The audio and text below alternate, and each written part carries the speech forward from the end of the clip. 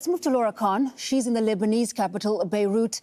Laura, we're looking at the strike that's happened in the last several hours. What do we know about who the Israeli army was targeting there?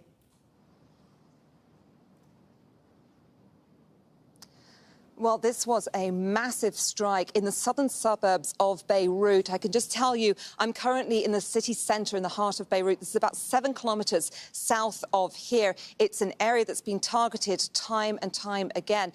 They believe, well, the Israeli media are currently reporting that a man named Hashem Safieddine was targeted in an airstrike, in a number of airstrikes, which levelled many of the buildings. They seem to be very heavy bombs striking them.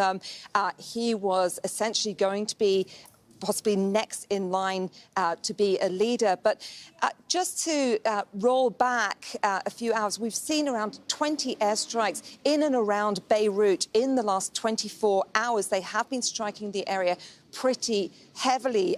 So many people are deeply concerned because there are around 1 million people displaced across the country. Many people came here to Beirut to seek safety. We've seen people sleeping out on the streets. We've seen people sleeping in the squares. Many others are taking over their hotels. So this is really deeply concerning. We've also seen plumes of smoke around the airport, and the main central airport is pretty much shut down. So we also know that the Israelis are not only targeting Hezbollah members and military infrastructure, but also other types of infrastructure. About 25 kilometres southeast of here, they targeted a communications tower. This belonged to a TV network that was associated with Hezbollah, and another building in the early hours of Thursday morning, right here in the heart of Beirut, where they targeted a medical facility, killing 9 medics, essentially, and they were also affiliated with Hezbollah.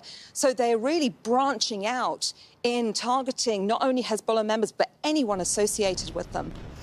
Laura, given that the Israeli army the military appears to be branching out, as you say, both geographically and in terms of targets, has Hezbollah responded? Have they issued any statements today regarding these strikes and the targeting of their members and again, the widening geographically of those strikes?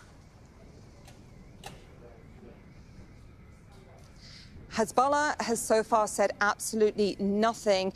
It's only Israeli media that's been reporting the targeting of Hashem Safieddine. Now, he was pegged to be the next leader of Hezbollah. This was after Hassan Nasrallah, the leader of Hezbollah for more than 3 decades, was killed on the 27th of September in Dahia by Israeli strikes. They were buster bombs really getting deep into the tunnels there. It was very surprising for many that Hezbollah leaders were still in Dahia, considering this is an area heavily targeted, and it was also targeted during the 2006 war between Israel and Hezbollah. So surprising for many that they were still there. And of course, Hassan Nasrallah was killed. Now, we know that Hashem Safieddine is his cousin. He has very close familial ties, a very close relationship with Nasrallah. So many did peg him to be the next in line. And he is also in charge of the political affairs. He's part of the Shura Council. So he is an incredibly important member. So we're still waiting for any kind of confirmation from Hezbollah. And Laura, just to look a little bit more broadly at what is happening in Lebanon, Hezbollah is saying that it has killed 17 Israeli soldiers in clashes along the border in the south. What more do you know about what's happening there? Can you bring us up to speed? Yes, absolutely. This has been happening in the south. Now, around 30 kilometres south of the Litani River has been considered to be a buffer zone, a demilitarised, UN-designated buffer zone. And a lot of the fighting has been happening within that and very close to the Israeli border. We know that Hezbollah has been fighting since Wednesday, the Israelis face-to-face for the first time.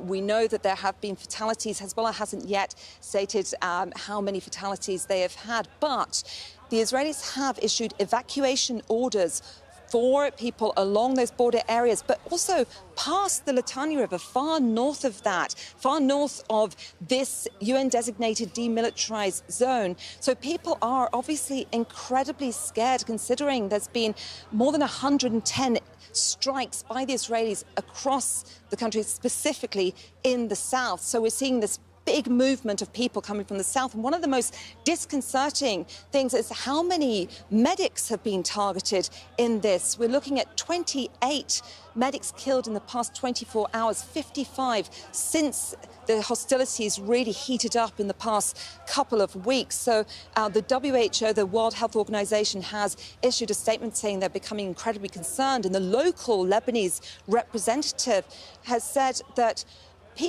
medics are terrified of saying this, so we may well see the collapse of a health system, the collapse of any kind of medical infrastructure in the south that can help anyone who's been caught up in this fire, or any civilians who might be caught up. So this, of course, is an incredibly worrying time for an already incredibly fragile infrastructure.